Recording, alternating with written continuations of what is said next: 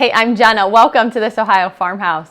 You would think that by the time you have gardened for several years that January wouldn't take you by surprise, but oh my goodness, every year I get to this time and I think, oh my goodness, it's time to start planting some things and getting our seeds ordered for the season, making sure that I have everything in my arsenal that I'm going to need throughout the year.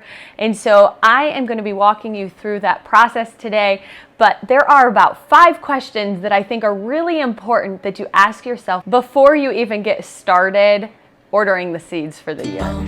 We know what we have, let's hold on tight. Found what we're looking for in life. Call us crazy, but things are finally right.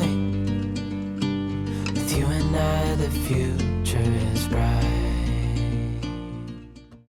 The very first thing that you need to ask yourself is, what is my end goal? So what I mean by that is, what do you want at the very end of the gardening season when you're harvesting everything and bringing it inside? What do you want to be able to do with it? You need to be thinking through things like, do I want to just have some great tomatoes to slice and put on sandwiches? Or do I want a lot of tomatoes so that I can can them and turn them into pizza sauce and spaghetti sauce and all of the things? Because those are different varieties of tomatoes that you're going to want to try to get into your ground. The other thing to consider when you're ordering your tomato seeds is whether the plant is indeterminate or determinate. And I have had videos where I've gone into more detail about this, but to really just kind of sum that up, so the determinate is just going to be a little bit more concise as to how big that plant is going to get, how tall it is. It's not going to take over. It's just going to be much more confined and do what it, is meant to do. An indeterminate variety means just that. It can be very wild. I have grown indeterminate tomatoes that easily were 10 feet tall. They were massive plants and they just grow all over the place and they take over.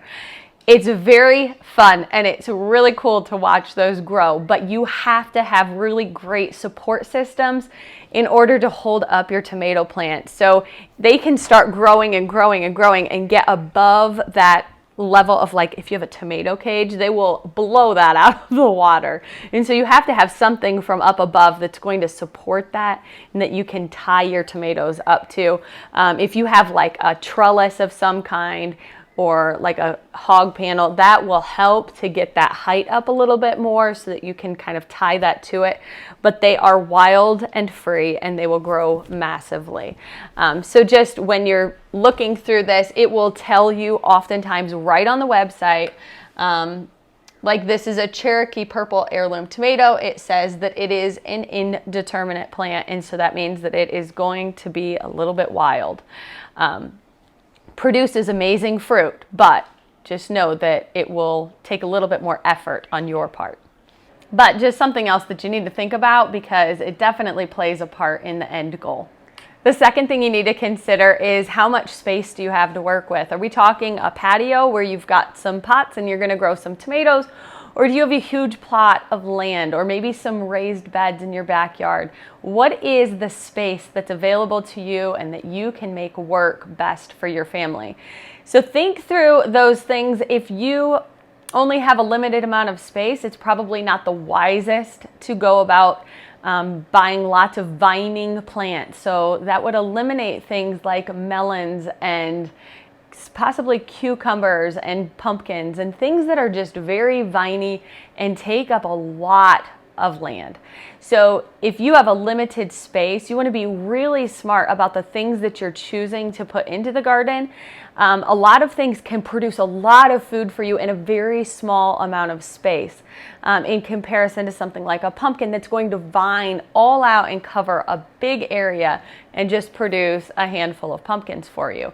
So that's something else to just really be mindful of, is what kind of space do you have to work with, and not trying to shove too much in. Now, I am one that firmly believes that you can push the limits a little bit on what the seed packets recommend for how much space you need in order to grow things. I will definitely push mine a little bit closer together and try to squeeze more into that space. But you don't want to overdo it and be unreasonable either. The third question you need to think about is, what is my growing zone? Now, if you're new to gardening, you might not even know what a growing zone is, and that's totally normal and okay, but you need to just go online and look up growing zones, and you'll see a map of the United States, and you can pinpoint right on there where you live, and it will show you the growing zone that you're in. The only reason that that's necessary is because you need to be able to pick out plants that are going to grow efficiently in your zone. If you're picking out things that grow in tropical areas and you live in Ohio like I do, you're not going to have very much success, and you're just setting yourself up for failure. So you want to be able to choose things that grow efficiently in your zones. Okay, the next thing, which seems really logical, but so many people don't do this, is consider what you like to eat. It is so easy to be captivated by all of these beautiful pictures and these catalogs and online and just think, I'm going to try every single variety. Now, if that's your goal for your garden, that's awesome, because I have had years where I've done that and I'm like, I'm going to grow like 40 kinds of tomatoes just because I want to see what they're like and taste them and see what it is. So that's really a fun way to go about doing it. But it might not be the most efficient if you have an end goal of canning per se. If you're looking for a tomato that you can can really easily, that you can produce some spaghetti sauce or pizza sauce with, you need something that's going to be a little bit meatier. You can do a search online for, you could either type in paste tomatoes or canning tomatoes, and you will get a list of the varieties that are really great for doing that. I would say really my favorite has been Romas. They're just consistent, and I know what I'm going to get with those. We did do some San Marzanos, and for some reason we had some little creatures that those were their absolute favorite tomatoes, and so I had to be very quick to pick those, and I had to pick those before they were ripened. Now, it's probably a good sign. It means that they're really good tomatoes if all of the little critters outside want to eat those first. But I definitely had a little bit more trouble, I guess, growing those than even the Romas. Now, you don't want to grow a whole bunch of things that your family doesn't necessarily enjoy. Now, my family doesn't really enjoy eating things like eggplant. We haven't gotten the kids on board with like radishes and turnips and beets. Now we're trying to implement them and introduce them. So we are growing some, but that's not what we're growing in abundance of. The things that we're trying to grow a lot of are the things that are going to feed our family well all throughout the harvest season and then in the months to come into the winter. And so it's just really important that you choose the things that you know your family is going to eat. Otherwise, they're just going to sit there. They're going to end up rotting and being on the shelf or whatever you do with them. And they're just not going to be the best use of your time or space when you're growing those things. Okay, the last thing to consider before we even jump online to start looking at the seeds is, what are you going to do with it if you have an abundance? So if you have more than what you can eat in that moment, are you going to share it with your friends or your neighbors? Are you going to can it? Are you going to come up with solutions for that? So just be mindful of thinking through, if I produce a whole bunch of zucchini, let's say. Zucchini is a really easy one to grow. People produce loads and loads of zucchini, and then they're like, what in the world am I going to do with all of this? Zucchini is kind of a hard one to preserve. There are things that you can do to save those throughout the colder months, but really it's better when it's used fresh. But you can freeze it. You can do some things with canning them. It's just, you have less options, I would say, with something like zucchini. So if you have tons and tons of zucchini, just think through, what am I going to do with that? And maybe if you don't want to come up with a plan, then you need to scale that back and don't put in like 5 or 10 zucchini plants. Just do a couple of them and make sure that they produce well and they're doing their thing. But you don't need to have a huge portion of your garden that's attributed to growing just zucchinis. You may want to think through when those things are going to be available and ready to you, and then what your life looks like in that time. Now for me, canning is a really important thing for our family, and it provides food for us all throughout the winter.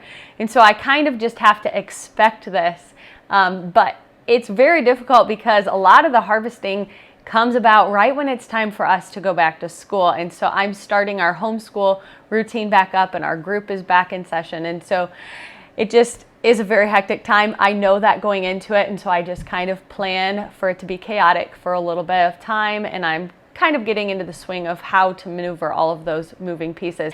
Okay, now I'm gonna jump onto my laptop here, and I am going to walk you through some of these simple steps for ordering your seeds. So the ones that you're probably hearing about the most often are M.I. Gardener and Baker Creek Seeds, and I adore both of those companies. They are fabulous. I have really great results using their seeds. So honestly, that's typically where I start, is by looking through their websites and seeing what's still available and what I need to fill in. Now, I still have an arsenal of seeds, and so really I keep an inventory of what I have and what I need for the upcoming season. Seeds are best used when they are within the year that they're packaged, but I find that they have been very effective for me for several years. Last year, I actually planted an entire packet of seeds of some beans that were very old. I found them and I thought, man, these are probably 5 years old or something. I'm just gonna put them all in the ground and see what germinates. And they produced so many beans for me, and they did really, really great. So while it's best to use them sooner, they last for a very long time. It's kind of the beauty of heirloom seeds. If you save them in a correct manner and that you're preserving those seeds, that you can keep those for a long time. And it's a really good thing to keep in like your survival kit, or if you are planning for the future, if things went really badly. Heirloom seeds are really important to have as part of that kit. Now, if your seeds are available on multiple sites, you want to look at how many seeds are in the packet, because while it might be $4 for a packet of seeds, it might be worth it over the pack that's like $2 or $2.75 if you're getting double the amount of seeds or even more than that. So the one that I was just looking at, it was $4 on Baker Creek Seeds for the one that I want, but it includes 70 seeds. The same exact variety on one of the other websites, it's only $2.50 for a pack, but when you look at the quantity of seeds, there's only 20 in the pack. So that makes a huge difference when you're going about this. Now, if you only need a handful of seeds, it might be worth it to you. But if you're going to get multiple packs, or you want lots of seeds, because they will save, like I said earlier, they'll save for multiple years. So you want to be really careful not to order the most expensive variety. I think my absolute favorite place to order my seeds from is actually M.I. Gardener. I was really not on my game this year. They released their seeds in November, and I really should have been on then ordering. I knew that it was happening, and I knew that it was all going down, and they had their big release date, and I was just slow to the game. I was too busy doing other things, and I kept putting it off. And so they're out of some things on here, and so I will have to replace them with using another company, which is fine, but I do love using M.I. Gardener because all of their seed packets are $2 for the most part. And so you can get on here and pretty assuredly get what you need for $2, and it has a very fair amount of seeds in there. And I have really great germination and great success using their seeds. So if you want to be on top of this in November, that's when you need to be paying attention to M.I. Gardener's release date so that you can get exactly what it is that you need. But they are periodically adding things in that they've been out of stock on. So you do want to check back and make sure that even if it had said that they were sold out, they may be replacing some of those things along the way as well. So something to really think about right now is that there are seeds that need to be started very soon. So within the next couple of weeks, I am going to be getting my onion seeds started inside. Try not to stress yourself out over what you order, but definitely think through it. Give it a little bit of thought. If you have kids that are going to be picking things out of the garden and eating it, just think through what would be really great things for them to just snack on while they're outside playing. My kids live on the garden while they're outside playing in the summer. I pretty much can't bring snap peas inside. They're all gone before I even get to them because the kids are picking those off and just snacking on them while they're playing outside. So I need to plant, I know, a whole bunch more snap peas because that is the one that just goes the fastest. If you're finding that any of the seed companies are out of the things that you want, in addition to M.I. Gardner, which I adore, and rareseeds.com, which is Baker Creek Seeds, they have a phenomenal catalog and beautiful pictures that you can look at to choose. So in addition to those two websites, which I adore, there are a couple others that I've ordered from repeatedly because I have really great success with them. The other one is Ohio Heirloom Seeds. I have really, really great success with them, and they have very reasonable prices. The other one is called 99 Heirlooms, and they actually call it that because many of their seeds are just 99 cents a packet. Some of those now they have raised to $2 a packet, but it's still a really great deal for what you're getting and far better than anything you're going to pick up just at like Lowe's or Menards. So definitely go check out those websites. You won't regret it and you'll have really great success in your garden. If you have any questions for me, please drop them in the comments below. I'm happy to answer any questions that you might have as far as ordering your seeds and getting things started. I will be walking you through that process as I start planting my seeds indoors and then transplanting outside. I will walk you along on that process and just kind of what that looks like. So I would love for you to get started yourself. Right now is when I'm ordering my seeds, so I would love for you to do that along with me so that you have your seeds, and then as soon as it's time to start planting them and putting them in soil indoors, I can walk you through that process and you've already got everything in your hand and ready to go when it's time to plant those. And that time is coming very, very soon. So get your seeds and get ready to go. I will see you next time on This Ohio Farmhouse. Thanks for being here.